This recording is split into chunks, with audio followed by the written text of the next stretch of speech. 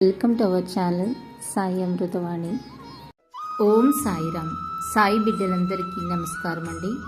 ఈరోజు బాబా గారు మనకి అందిస్తున్న సందేశం గురించి తెలియజేస్తున్నాను. ఈ రోజుల్లో భక్తి అనేది ఎలా ఉందంటే, తల్లి ఏదైనా ఒక కోరిక తీరిస్తే భగవంతుడు ఉన్నాడని, కోరిక తీర్చకపోతే అసలు భగవంతుడే కాడని ఎలా పడితే అలా నిందలు వేస్తూ దూషిస్తున్నారు. ఏది మంచో ఏది చెడు భగవంతుడికే కదా అన్నీ తెలిసేది. మీ కోరికలన్నీ తీరిస్తే భగవంతుడు, కోరిక తీర్చకపోతే భగవంతుడు కాదు. ఇలాంటి భక్తి భగవంతుడు ఎప్పటికీ మెచ్చడమ్మా. అసలు భక్తి అనేది ఏ విధంగా ఉండాలో హనుమను చూసి నేర్చుకోవాలి. నేనెందుకు ఇలా చెబుతున్నానంటే తల్లి, హనుమ యొక్క భక్తి ఏ విధంగా ఉంటుందో నేను మీకు ఒక చిన్న కథ చెప్తాను, శ్రద్ధగా వినండి. హనుమ రోజు సరిగ్గా తిండైనా తింటున్నాడో లేదో, ఈరోజు నేను హనుమని భోజనానికి పిలుస్తాను, నేనే స్వయంగా వంట చేసి దగ్గర కూర్చుని తినిపిస్తాను అంది సీతమ్మ తల్లి. పిలువు పిలువు, నీకే అర్థమవుతుందిలే అన్నాడు రామచంద్రుడు నవ్వుతూ. అన్నట్టుగానే సీతమ్మ స్వయంగా వంట చేసి హనుమను భోజనానికి పిలిచింది. తానే పక్కన కూర్చుని స్వయంగా వడ్డిస్తూ కడుపు నిండా తినునాయినా, మొహమాట పడకు అని చెప్పింది.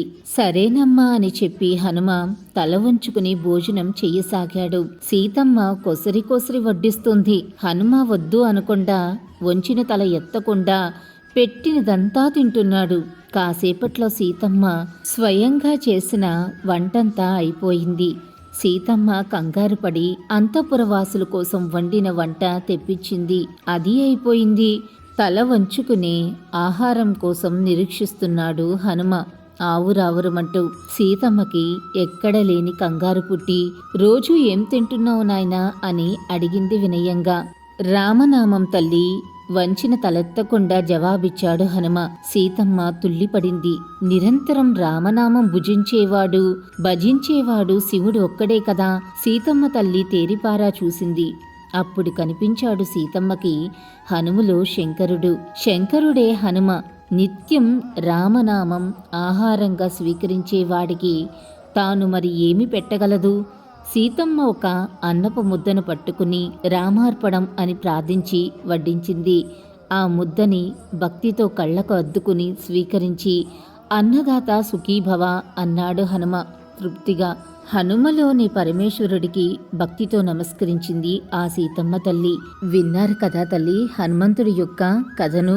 హనుమంతుడు ఎంత భక్తితో రామనామాన్ని జపించేవాడో నిరంతరం మీకు ఇప్పటికైనా అర్థమైందా?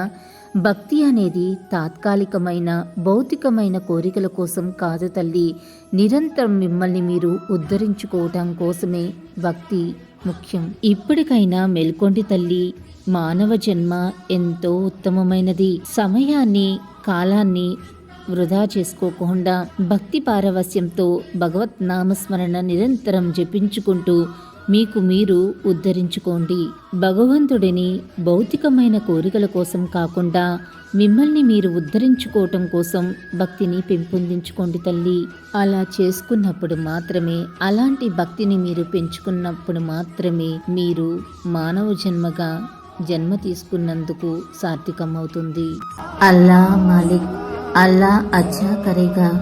ఓం సాయిరామ్. ఇలాగే బాబా గారి సందేశం రోజు వినాలి అనుకుంటే మన ఛానల్ని సబ్స్క్రైబ్ చేసుకుని సపోర్ట్ చేయండి.